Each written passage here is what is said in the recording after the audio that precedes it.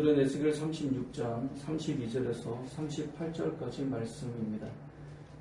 주 여호와의 말씀이니라. 내가 이렇게 행함은 너희를 위함이 아닌 줄을 너희가 알리라.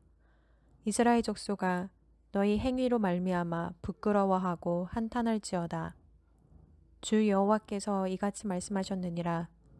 내가 너희를 모든 죄악에서 정결하게 하는 날에 성읍들에 사람이 거주하게 하며 황폐한 것이 건축되게 할 것인즉, 전에는 지나가는 자의 눈에 황폐하게 보이던 그 황폐한 땅이 장차 경작이 될지라.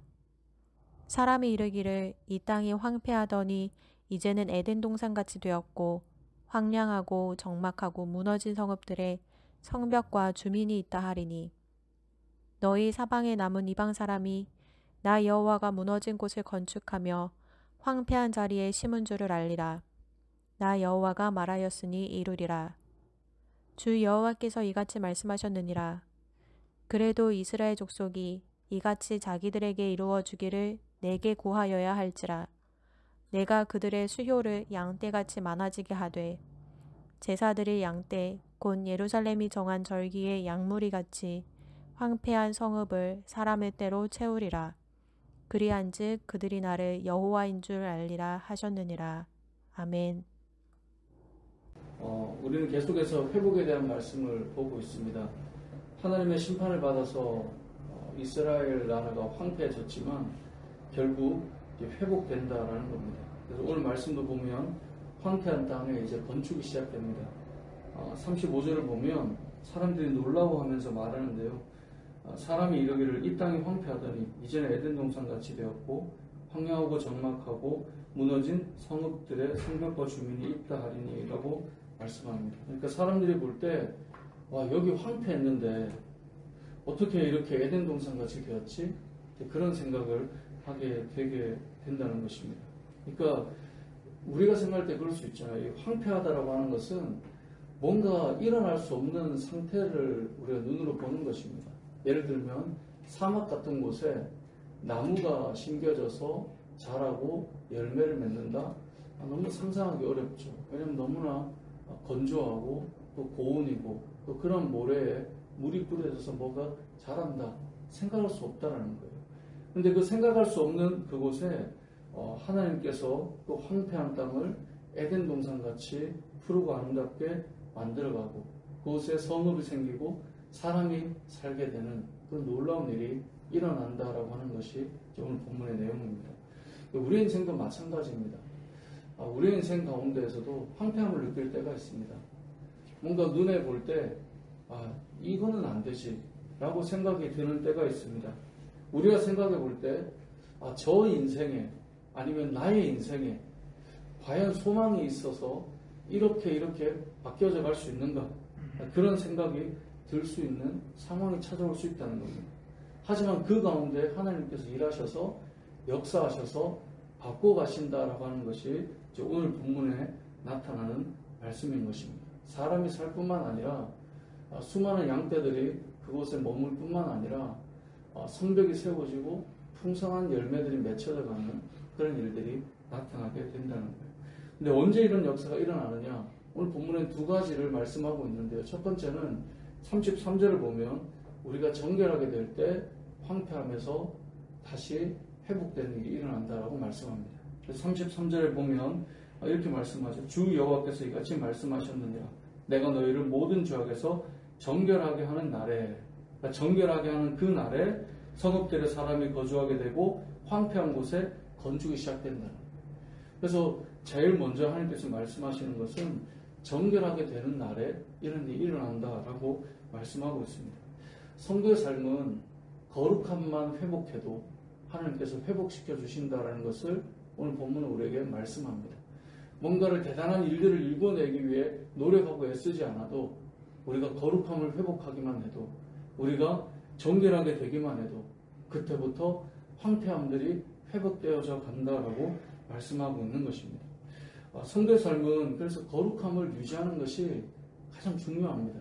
물론 우리가 선하게 살기 위한 애씀 이런 것도 필요하겠지만 더 하나님과 함께하며 예수 그리스도의 보혈을 의지하여 살아가는 인생을 살아가는 것, 그것이 가장 중요합니다. 마치 나무가 병충해만 없어도 가지치기만 잘해줘도 잘 자라 열매를 맺는 것은 당연한 자연의 섭리처럼 우리의 인생에도 저와 여러분의 삶 속에 죄악의 습관을 덜어내기만 해도 우리 안에 악한 행실만 걷어내기만 해도 우리 마음에 있는 교만함과 완악함들만 회복된다 해도 그것만으로도 우리는 점점 더 풍성한 황폐함에서 풍성함으로 바뀌어져 갈 수 있다는 겁니다. 그래서 오늘 보면 33절에 내가 너희를 모든 죄악에서 정결하게 하는 날에 너희의 성읍이 이렇게 사람이 거주되고 건축이 시작되고 열매를 맺게 되고 풍성함으로 바뀌어져 갈 거다라고 말하는 것입니다. 두 번째로는 하나님 앞에 간구할 때 이런 역사가 일어난다라고 말씀합니다. 37절에 보면 주 여호와께서 이같이 말씀하셨느니라. 말씀하신 것이 앞에 나오는 하나님의 회복의 약속이죠. 그리고 그 말씀이 그 다음에 나오는 그래도 이스라엘 족속이 이같이 자기들에게 이루어지기를 내게 구하여야 할지라. 하나님 분명히 약속하셨습니다. 너희를 회복시킬 것이다 약속하셨습니다. 그런데 덧붙이는 말씀이 그래도 너희가 이렇게 회복되기를 구해야 내가 그 일을 이루어 가겠다라고 말씀하고 있는 것입니다. 우리 인생도 마찬가지입니다. 모든 믿음의 사람들은 하나님의 복을 약속받은 언약의 사람들입니다. 그런데 언약의 백성들이지만 하나님께서 오늘 말씀처럼 이렇게 우리에게 주시는 겁니다. 그래도 이스라엘 족속이 이같이 자기들에게 이루어주기를 내가 구해야 될 거다. 우리에게 붙여보면 어떨까요? 그래도 그리스도인들이 이같이 자기들에게 이루어주기를 구해야 될 거다 라고 말씀하는 거예요. 하나님께서 저와 여러분에게 분명히 약속하셨는데요. 중요한 것은 그 약속은 우리의 간구를 통해 이루어진다라고 하는 사실을 기억해야 합니다. 그래서 성도는 결국은 보면 기도로 승리합니다.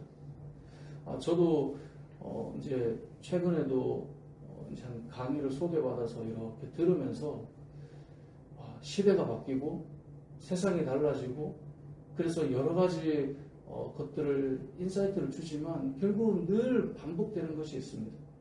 성도는 기본적으로 뗄 수 없는 것들이 있는데 그 중에 하나는 기도예요. 세상이 바뀌면 기도 안 해도 됩니까? 그렇지 않습니다. 시대가 아무리 달라지고 우리가 온라인으로 모이기도 하고 또 흩어져서 뭔가 예배를 드리기도 하고 어떤 세상이 와도 성도에게 기도 없이 어떤 일이 이루어지느냐? 그렇지 않다는 거예요. 저와 여러분의 삶 속에 이 기도가 회복될 때 하나님께서 그 황폐함을 회복시켜 주시겠다는 것입니다. 너희에게 내가 약속한 복을 주어서 황무한 너희의 삶 속에 다시 회복의 역사가 일어날 텐데 그래도 이렇게 되게 해달라고 구해야 될 거야 라고 하신 이 말씀을 우리가 기억해야 된다는 거예요. 이 새벽에 우리가 기도하는 이유가 무엇이겠습니까? 그냥 우리가 실용주의적 관점으로 그냥 우리가 머릿속에 계산해보면 조금 더 자고 조금 더 쉬고 그리고 일하면 훨씬 더 좋은 컨디션일 것 같고 훨씬 더 나을 것처럼 생각할 수 있습니다. 좀 더 자는 게 낫고 좀 더 쉬는 게 낫다라고 생각할지 모릅니다. 하지만 기도해 본 사람들은 알죠. 기도하기 위해 모이기 시작하면서 우리가 다시 한번 영적으로 살아남을 경험하게 되는 겁니다. 저 역시 온라인으로 새벽 예배를 이제 여러분에게 말씀을 이렇게 제공하기 위해서 이제 밤에부터 녹음을 했거든요. 이제 다 학원에 아이들이 다 나가면 이제 그런 소리들이 들어가지 않기 때문에 이제 좀 늦은 시간에 녹음을 하고 집에 들어가요. 그리고 이제 새벽에 다시 일어나서 그걸 올리고 이런 일들을 했는데 근데 그렇게 하는 것과 나와서 기도하는 시간을 가지고 하나님 앞에 선 시간을 만드는 것은 차원이 다릅니다. 너무너무 달라요. 그래서 역시 기도해야 되는구나 모여서 함께 기도하는 이 시간을 가지는 것은 그냥 피곤한 시간이 아니라 우리의 영이 살아나는 시간이 될 수 있는 거구나 느끼는 것인데요. 저와 여러분의 삶이 그렇다는 것입니다. 왜요? 하나님이 말씀하셨습니다. 너희가 구해라. 내가 약속하고 있지만 그래도 구해라. 그래야 일이 시작될 거야. 이것이 오늘 우리에게 주는 말씀인 것입니다. 에스겔 36장은 회복에 대한 말씀입니다. 계속해서 이 회복에 대한 말씀이 진행되겠죠. 그런데 이 회복이 이루어지기 위해서 오늘 보면 두 가지를 말씀합니다. 정결하게 되는 날에 그렇게 될 것이다. 교회는, 성도는, 그리스도인은 정결하게 될 때에 이 황폐함이, 황무함이 회복되어져 가는 것입니다. 성도는 기도하기 시작할 때 황폐한 삶에서 회복되어져 가는 것입니다. 저 여러분의 삶에 정말 하나님께서 우리를 황폐함에서 다시 회복시켜 가시는, 열매가 맺히고 성읍이 세워지고 사람들이 많아지며 하나님께서 풍성케 하시는 은혜를 우리가 같이 경험해야 될 텐데, 그런 은혜를 위해서 오늘 말씀처럼 살아가는 저와 여러분의 삶이 되시길 주님의 이름으로 축복합니다. 아멘.